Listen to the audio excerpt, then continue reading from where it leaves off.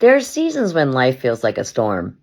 One moment everything seems manageable, and then suddenly the winds begin to rise. You may feel loss, betrayal, sickness, financial pressure, family conflict, trauma, or even uncertainty about the future. When the storm comes, it can feel like everything beneath you is moving. You may not even know what to do about it. You may feel afraid, exhausted, angry, or overwhelmed.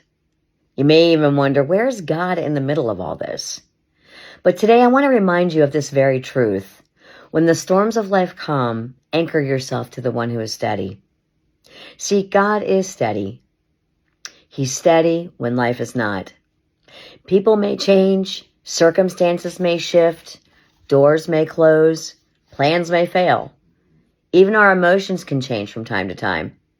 But God remains faithful. Scripture says in Psalm 46:1, God is our refuge and strength, a very present help in trouble. See, God is not distant from your pain. He is your refuge. He is your refuge right in the middle of your pain. And a refuge is a place of safety.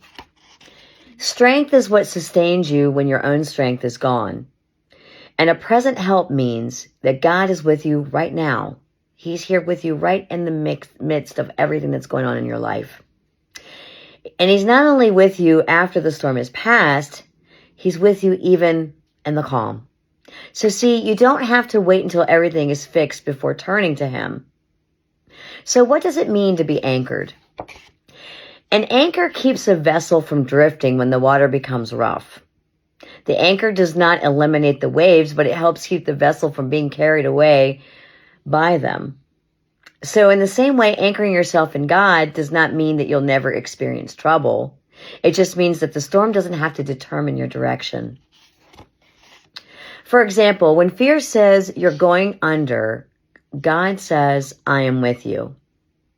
Your anchor is not your ability to control every situation. Your anchor is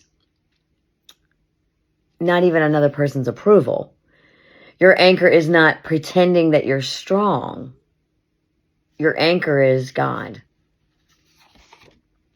So how do we anchor ourselves when we begin by bringing our truth to God? How do we anchor ourselves when we bring our truth to God?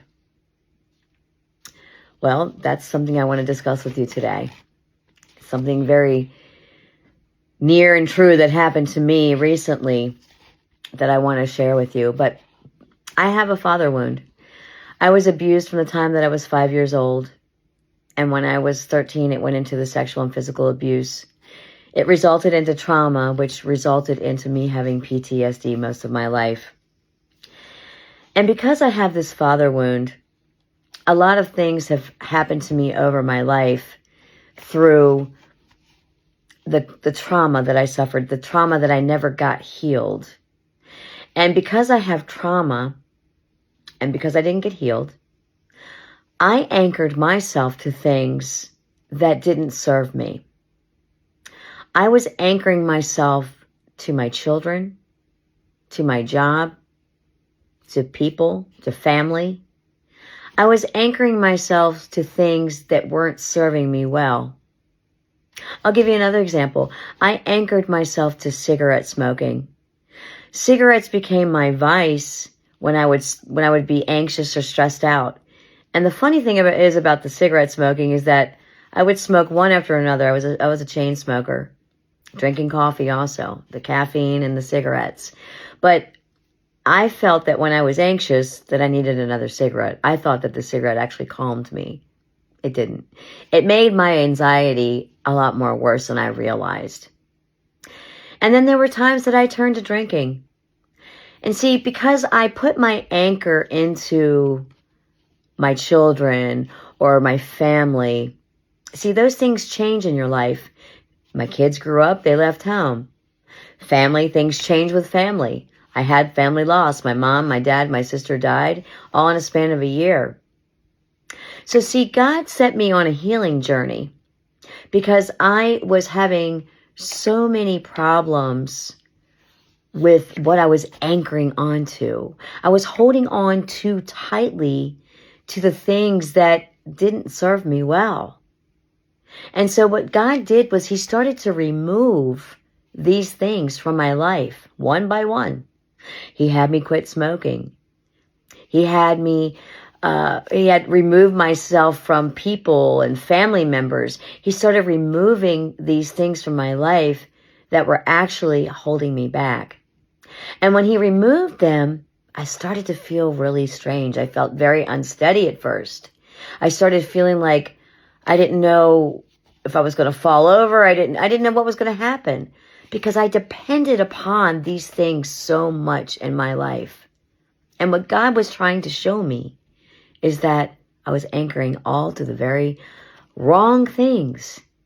And he wanted to show me that he is my anchor. And so he set me on a healing journey. He sat me down, he had me write a book, and page after page I began to heal. And I'm not going to sit here and tell you that I'm fully healed, because I'm not. Healing is a daily journey. And this is something that I have to do each and every day. I have to get with God and ask him to help me on this journey.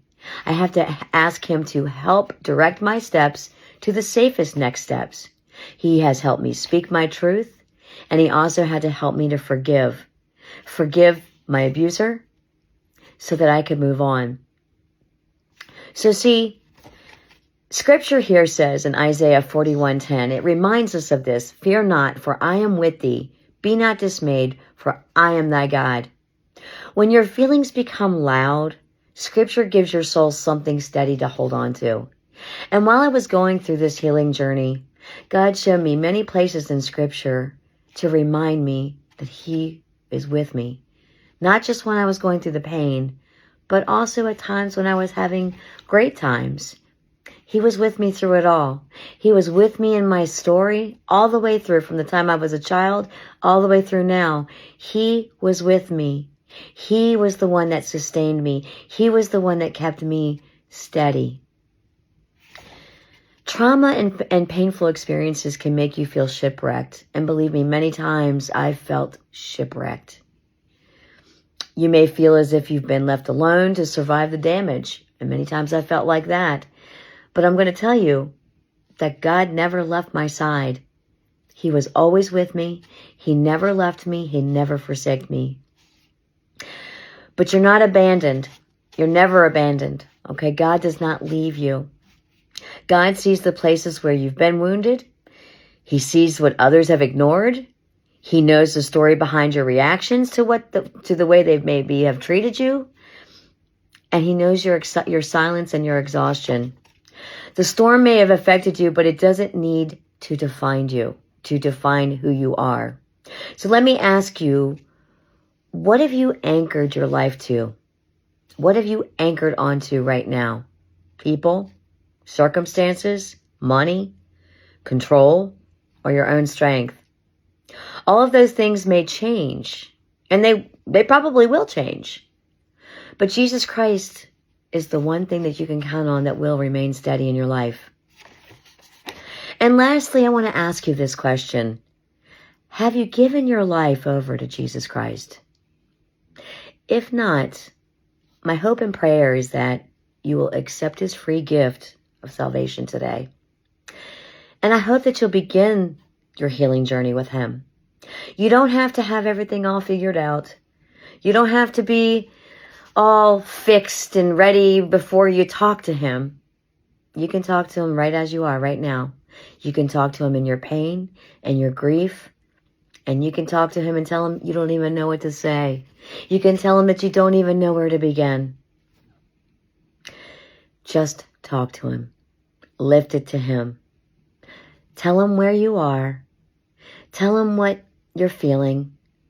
Pour it all out to him.